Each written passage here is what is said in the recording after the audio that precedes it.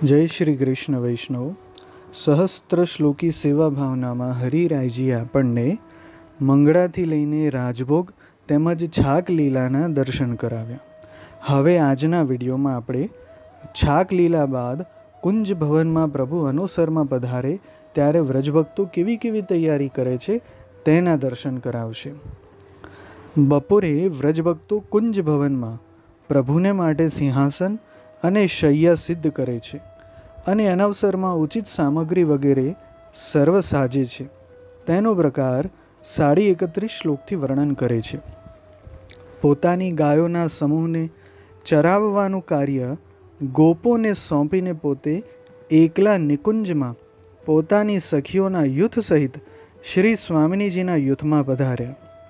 જે સ્થળ સર્વ ઋતુમાં સુખ આપે એવું અને સર્વ શોભાયુક્ત હતું તેને સખીજને પોતાના બંને હાથથી ઝાડીને જગ્યા સરખી કરી.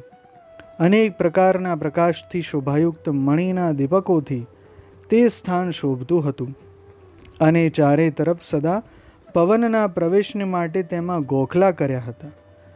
ગોખ માર્ગથી પ્રવેશ થઈ શકે એવો એક લતાઓનો બનાવેલો મંડપ પણ ત્યાંની શોભામાં વધારો કરતો હતો. ભ્રમર ગુંજારવ કરી રહ્યા છે, જાણે ગંધર્વ રાજોને ગાન કરતા હોય એવો વિનોદ થઈ રહ્યો હતો. ત્યાં લતાઓમાંથી ફૂલો ખરી પડતા હતા, તેથી આસપાસ સર્વ જગ્યા ભરાઈ હતી. ત્યાં ભ્રમરના ગાનની પાછળ સખીએ ગાયેલા ગીતનો ધ્વનિ થઈ રહ્યો છે, તેથી તે સ્થાન પ્રિય લાગવા લાગ્યું. પોતાના સ્વામિનીની રતિકથાના કથનનું શ્રવણ ત્યાં સારી રીતે મળવા લાગ્યું. લતાઓના બનાવેલા નિકુંજ ભવનનું એકાંત સ્થળ બહુ શોભવા લાગ્યું. પુષ્પના મકરંદના રસથી ઉન્મત્ત વનના પક્ષી વગેરેનો સ્વર બહુ પ્રિય લાગે છે. ત્યાં ચારે તરફ ઝરણાના જલથી ભીની થયેલી પૃથ્વી અત્યંત શીતળ બની ગઈ છે. ચારે તરફ સુગંધી પુષ્પનું જલ છાંટ્યું. જ્યાં ચંદનના કાષ્ટનું ઉત્તમ સિંહાસન તૈયાર છે તે ઉપર અતિ વિચિત્ર કોમળ લાલ વસ્ત્ર વગેરે બિછાવ્યા અને સોનાના ચકચકિત નવા 3 કલશ તેના ઉપર શોભ્યા. મખમલમાં રૂ ભરેલી અતિ ઊંચી ગાદી સિંહાસન ઉપર બિછાવી છે. તેની બંને બાજુ શ્રીહસ્ત મૂકવાને માટે મખમલમાં રૂ ભરેલા તકિયા મૂક્યા છે. તકિયામાં બંને તરફ લાંબા રેશમના લાંબા દોરા સહિત ફૂમતા શોભી રહ્યા છે. ગાદી તકિયાની ઉપર કેળના ગર્ભ જેવા સફેદ અને કોમળ વસ્ત્રની ખોલ ચઢાવેલી છે. સિંહાસન પર બંને બાજુ સુવર્ણની જારી જલ ભરીને બિરાજમાન કરી છે. અનેક રત્ન જડિત તબકડી બીડા ભરીને મૂકી. વિવિધ પ્રકારના પુષ્પ માલતી, માધવી, રાયવેલી વગેરેની સુંદર માળાથી શોભે છે અને શ્વેત, લાલ, શ્યામ, ગુંજાની માળા ધારણ કરવાની ત્યાં ધરી રાખી છે, તેથી વિચિત્ર લાગી રહ્યું છે. સિંહાસનની પાસે ઉતરવાને માટે 2 સીડીની બંને બાજુ ખિલોનાની તબકડી ધરી છે. તેની પાસે પોતાના નાથને ઉતરવા માટે નાની ચરણ ચોકી કરી રાખી છે. પાસે પાગ અને વાઘા વસ્ત્ર ઠીક કરીને પાત્રમાં ધરે છે. તેને કૃષ્ણા ગરુના રસથી છિરકેલા છે અને કસ્તુરીના ધૂપનો ધૂપ આપેલો છે. ત્યાં એક ચોકી ઉપર પુષ્કળ પંખા ધર્યા હતા. સિંહાસનથી શૈયા સુધીનો માર્ગ કોમલ મખમલના વસ્ત્રથી બિછાવ્યો છે. ત્યાં એકાંતમાં સખીજનોએ શૈયા બિછાવી છે. તાંબુલ ચરવણને ધરવા માટે પીકદાની કરી છે. ત્યાં તે સમગ્ર સ્થાન બુહારી કરીને સાફ કરી જલ છાંટીને વસ્ત્રથી લૂછી રાખેલું છે. પછી વસ્ત્રની અંદર રૂ ભરીને સારી રીતે પોતે પ્રયત્ન કરીને તેને બિછાવેલું છે. પોતાના પ્રિયતમ પ્રભુ અને સ્વામિનીના રમણની ભાવના આનંદથી કરતી સખીઓએ પોતાના હાથથી ઉત્તમ શૈયા લાવીને ત્યાં સ્થાપન કરી. તેના સુવર્ણના 4 પાયા રત્નજડિત શોભે છે. વિવિધ પ્રકારના રેશમી વસ્ત્રો વડે રેશમના દોરાથી ગૂંથી છે. પોતાની સ્વામિની અને પ્રિયતમ પ્રભુના કોમલ સ્થાનરૂપ થાય તે માટે ફરીથી વસ્ત્રની અંદર રૂ ભરીને ગાદી બિછાવી. શ્વેત સ્વચ્છ કેલના ગર્ભ જેવી કોમલ ચાદરો બિછાવી પોતાના બંને હાથની ચારે તરફ સરખી કરીને ચારે કોર ગાદીની નીચે દબાવી દીધી. શૈયાના ચારે પાયા ઉપર ગાદી શિથિલ ન થઈ જાય તેને માટે બહુ લાંબી રેશમની 4 કેશ જેના 2 છેડા ઉપર 8 ફૂમતા જાલી સહિત લગાડ્યા છે તે વડે ખેંચીને બાંધ્યા. શૈયાની ગાદી ઉપર બંને બાજુ વસ્ત્રમાં રૂ ભરેલા તકિયા ધર્યા છે. તેમાં માથા તરફના તકિયાના 2 છેડાની નીચે કસ્તુરીથી થેલી બાંધી છે. તેમાં અતિ સૂક્ષ્મ પ્રકાશિત ચાદર તેના ઉપર ધરી હતી. શૈયાની 2 બાજુએ અનંત પ્રકારની સામગ્રી આમ તેમ ધરી છે. પિત્તળની ઉજ્જવલ પડલી પર પાનની તબકડી રાખી છે. તેમાં ચાંદીની ડબ્બી બરાસ ભરીને મૂકી છે. તેની ઉપરની બાજુએ બીજા પાત્રમાં અતિ સુંદર સુવર્ણનું પાત્ર ધર્યું છે. તેની અંદર ઉત્તમ પકવાન ધર્યા છે. આ પાત્રથી કંઈક દૂર સુવર્ણની ઝારી શીતલ જલ ભરીને ધરી છે. તેની પછવાડે માથાની તરફ માલાથી ભરેલી થાળી મૂકી છે. આ પ્રમાણે શૈયાની જમણી બાજુએ સર્વે વસ્તુ ધરીને વ્રજભક્તો માનસી કરી રહ્યા છે. પછી ડાબી બાજુએ પહેલાંની માફક સર્વ વસ્તુ ધરી પાનની તબકડી બીડા ભરીને ધરી ક્રમપૂર્વક સુવર્ણની જારી તથા જલપાત્ર ધર્યા. પછી અતિ કિંમતી વસ્ત્ર વગેરેથી આખા માર્ગ ઉપર પેંડો બિછાવ્યો. પોતાના પ્રિયતમને જવાના ભાવથી સિંહાસન પરથી ઉતરવાને અને શૈયા ઉપર ચઢવાને માટે સાંગા માચી ઉપશૈયા પણ ધરી છે. ત્યાર પછી સર્વ વ્રજભક્તો નિકુંજના દ્વાર ઉપર ઊભા રહીને પ્રભુની સાથે પોતાના સ્વામિનીએ આગળ જે રમણ કર્યું છે તેનું સ્મરણ કરીને પરસ્પરની તેની કથા કરવા લાગ્યા અને પ્રભુને પધારવાની રાહ જોવા લાગ્યા. તેનો પ્રકાર 43.5 શ્લોકથી હરિરાયજી આપણને સંભળાવે છે. આ પ્રકારે સર્વે વસ્તુ સિદ્ધ કરીને પછી મોરપિચ્છના પંખા ધર્યા. સર્વે સખીઓ નિકુંજના દ્વાર ઉપર એકઠી થઈ પ્રિય પ્રભુને પધરાવાની વાટ જોતા જોતા પોતાની અત્યંત પ્રિય સખીની સાથે વિવિધ ભાવથી પ્રભુએ જે લલિત લીલાઓ કરી તેની ભાવના કરતાં પૂર્વની રસાત્મક કથા કરવા લાગ્યા. હે સખી સાંભળ, ભાવરસને આધીન અને શરમાળ મારા સ્વામિનીનો સંબંધ હરિની સાથે જેમ લોકમાં કામશાસ્ત્રને અનુસાર થાય છે તે જ પ્રમાણે થયો. એક સમયે શ્રી ગોપિકાધીશ પ્રભુ સુંદર ઘનશ્યામ નરોમાં શ્રેષ્ઠ વપુ ધારણ કરીને શ્રી યમુનાજીના ઉપવનમાં ફરે છે. મસ્તકના કેશની સાથે મયુરપિચ્છનો મુકુટ ધારણ કર્યો હતો. કલા કરતાં મોરની માફક કલા કરવામાં ચતુર શોભી રહ્યા હતા. રસાળ કોમળ પલ્લવ તથા અતિ ઉત્તમ સુગંધી પુષ્પમાં આભૂષણ ધર્યા હતા.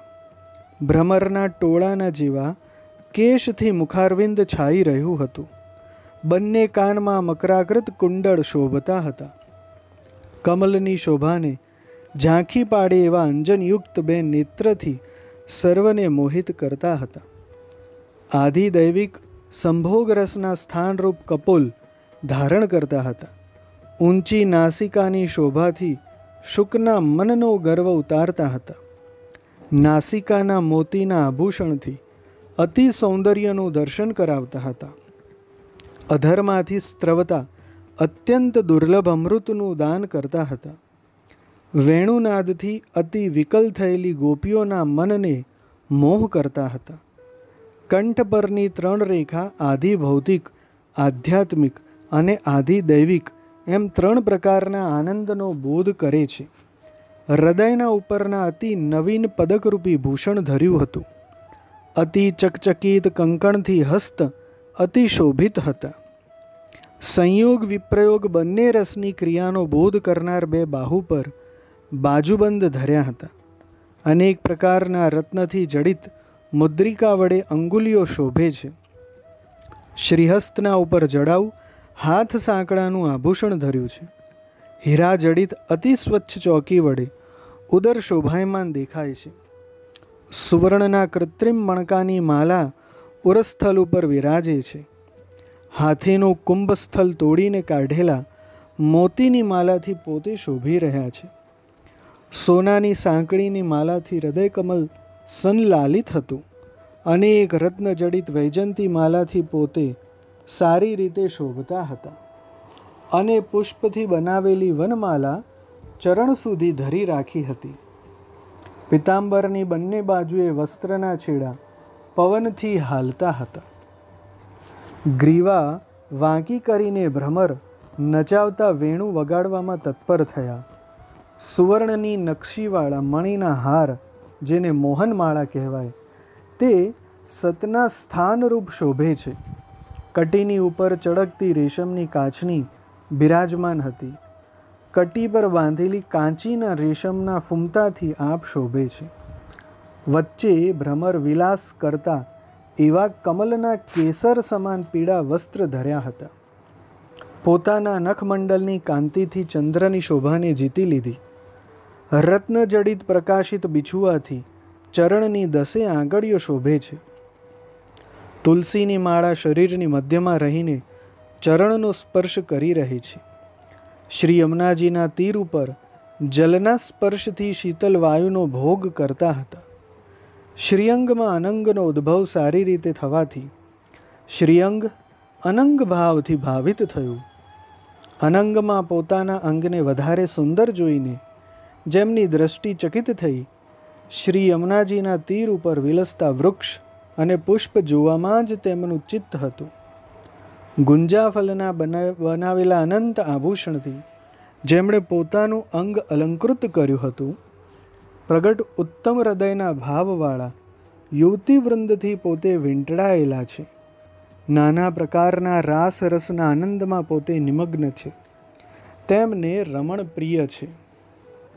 શ્રી ગોપીજનના બંને ભુજાથી જેમને આલિંગન થયું, જે પોતે પણ ગોપીજનનો સંગ કરે છે, ભાવ સહિત ગાન કરતી પ્રિયાઓથી જે વીંટળાયેલા ફરે છે, એવા વ્રજપતિને મારા સ્વામિનીજીએ જોયા. દર્શન કરતાં જ એમની દશા કંઈક ઓર પ્રકારની થઈ. એમને મૂર્છા આવી ગઈ. ત્યારે સખીજનો એમને નિકુંજ ભવનમાં લઈ આવ્યા અને એમને જાગૃત કર્યા. ત્યારે અતિ વિકળતાથી કાંઈક વચનામૃત બોલવા લાગ્યા.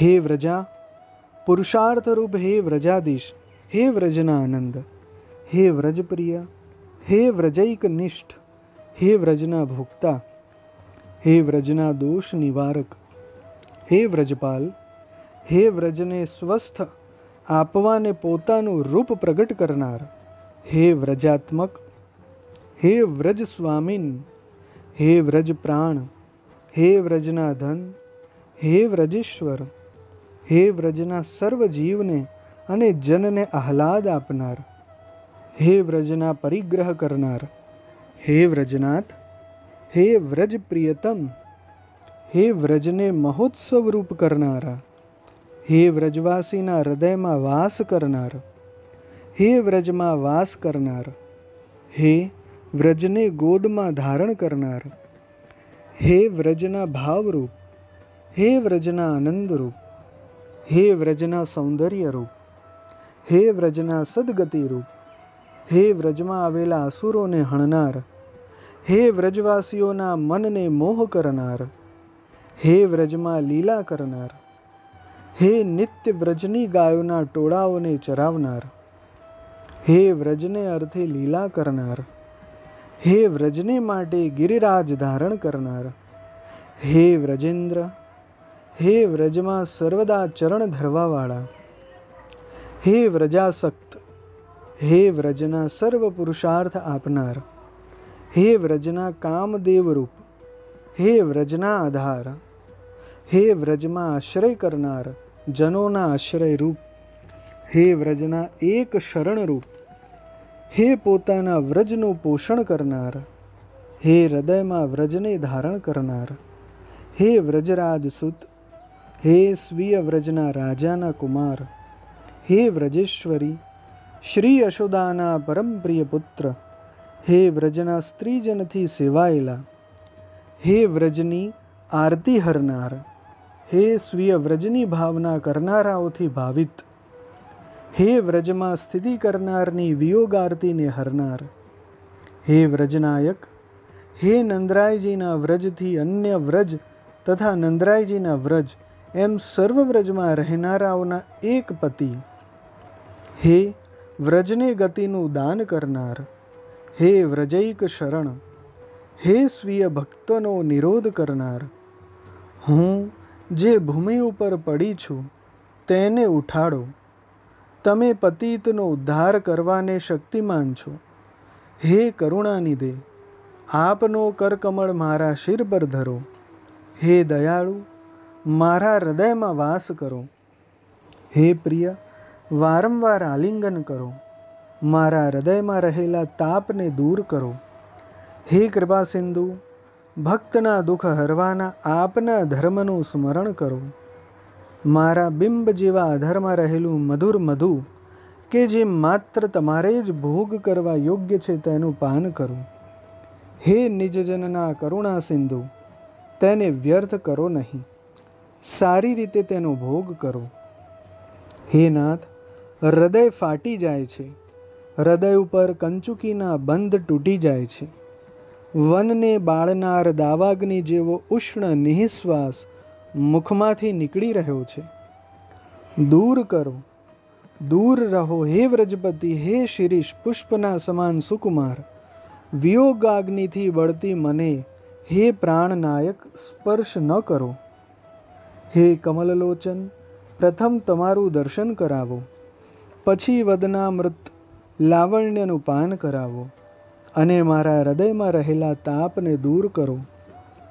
આવા શ્રી સ્વામિનીના વચનામૃત વડે સિંચાયેલા હૃદયવાળા ગોકુલેશ્વર તેમના ભાવરૂપ સ્વરૂપથી બહાર પ્રગટ થયા. ત્યારે શ્રી સ્વામિની ઉઠ્યા, ભગવાનની પ્રિયતમા પ્રિય ભગવાનને જોયા. હૃદયમાં હરખાતા નિર્જીવ શરીરમાં જીવ આવ્યો એવા સજીવ તે સમયે થયા. ત્યારે ભગવાનની સાથે રમણની તથા ગાનથી વનમાં વિચરવાથી તેમના સર્વ મનોરથ પૂર્ણ થયા. આ પ્રમાણે સખીજનોની સાથે પરમપ્રિય સ્વામિનીની કથા આનંદથી કરતા સખીઓએ પ્રિયની રાહ જોતા સમય સારી રીતે વ્યતીત કર્યો. હે વૈષ્ણવો, વ્રજભક્તો કુંજ નિકુંજોમાં અનુસરના સમયમાં પ્રિયા પ્રીતમ માટે આવી રસરૂપ કુંજ નિકુંજ સિદ્ધ કરે છે. આપણે પણ આ વ્રજભક્તોની ચરણરજ માથે ચડાવીને આવું જ ભાવન નિત્ય કરતા રહીને માનસી સુધી પહોંચવાનું છે. આજના વિડીયોમાં આ જ લીલાનું ભાવન કરતાં કરતાં વિરામ લઈશું અને આગળના વિડીયોની રાહ જોઈશું. જય શ્રી કૃષ્ણ.